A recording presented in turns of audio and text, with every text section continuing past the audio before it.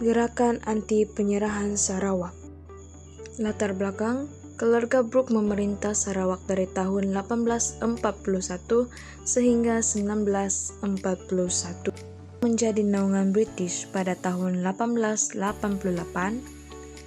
Raja Charles Vainer Brooke kembali semula ke Sarawak pada tahun 1945 apabila Jepun menyerah kalah. Sarawak secara rasmi diserahkan kepada British pada 1 Julai 1946. Dengan ini Sarawak menjadi tanah jajahan British. Sebab penyerahan Sarawak kepada British, yang pertama, kerajaan tidak mampu membangunkan semula ekonomi Sarawak. Yang kedua, desakan daripada kerajaan British. Dan yang ketiga, Charles Vainer Brooke sudah uzur dan tidak mempunyai waris. Pada Januari 1946, Gerard McBrien bersama seorang pegawai tanah jajahan dihantar ke Sarawak untuk berunding dengan pemimpin-pemimpin tempatan berhubung isu penyerahan Sarawak kepada British. Namun, pemimpin tempatan tidak diberi masa yang mencukupi dan memahami maksud penyerahan tersebut. Mereka juga dipaksa menandatangani dokumen penyerahan Sarawak secara terburu-buru. Pada 8 Februari 1946, Charles Vainer Brooke telah mengumumkan penyerahan Sarawak kepada British sekaligus tamatnya pemerintahan Charles Vainer Brooke. Secara rasminya Sarawak menjadi tanah jajahan British. Sebaik sahaja penyerahan itu diisytiharkan, tercetus penentangan daripada pelbagai golongan dan persatuan.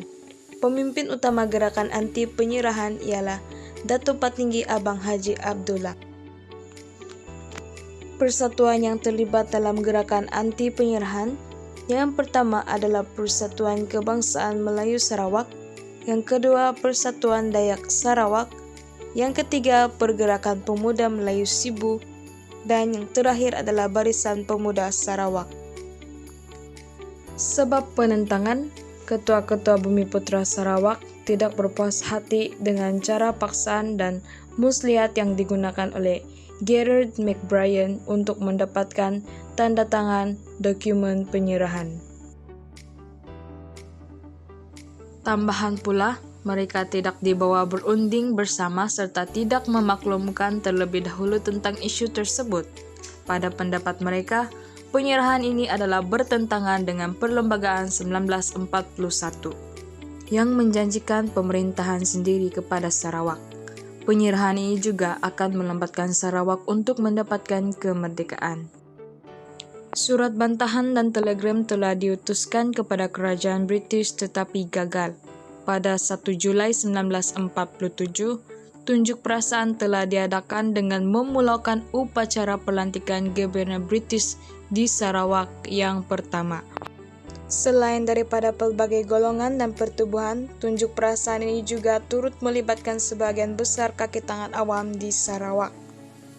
British bertindak balas dengan mengeluarkan surat pekeliling nomor 9 yang mencatatkan larangan kepada kaki tangan kerajaan daripada menyertai sebarang perhimpunan dan tunjuk perasaan menentang kerajaan. Kesannya seramai 338 orang kaki tangan kerajaan telah meletakkan jawatan yang sebahagian besar terdiri daripada guru. Tindakan ini menyebabkan 22 daripada 87 sekolah Melayu terpaksa ditutup. Selain itu, British melancarkan kempen melagakan orang Melayu dengan Dayak dengan memburukkan imej dan nama anti penyerahan. British juga mendakwa bahwa pejuang anti penyerahan bertujuan mempertahankan hak istimewa dan kepentingan orang Melayu sahaja. Kempen British ini berjaya mematahkan semangat pejuang anti penyerahan. Lanjutan daripada itu, golongan muda daripada Pergerakan Pemuda Melayu Sibu bertindak agresif menubuhkan satu kumpulan sulit, yaitu Rukun 13. Ahli-ahli pertubuhan ini bersepakat bersumpah akan menghapuskan sesiapa sahaja yang terlibat dan menyokong penyerahan Sarawak. Kemuncak pakatan ini jelas terbukti apabila Gubernur Sarawak yang kedua, Sir Duncan George Stewart, ditikam oleh Rosely Dobbie semasa beliau melakukan lawatan rasmi di Sibu. British bertindak menjatuhkan hukuman mati ke atas Rosalie Doby bersama 3 orang ahli kumpulannya dan 15 orang ahli lain dipenjarakan. Akibatnya gerakan Rukun 13 berjaya dilumpuhkan. Kesimpulannya, penduduk Sarawak menentang keras penyerahan negeri mereka kepada British. Malangnya, penentangan mereka berjaya dipatahkan oleh British dengan mudah.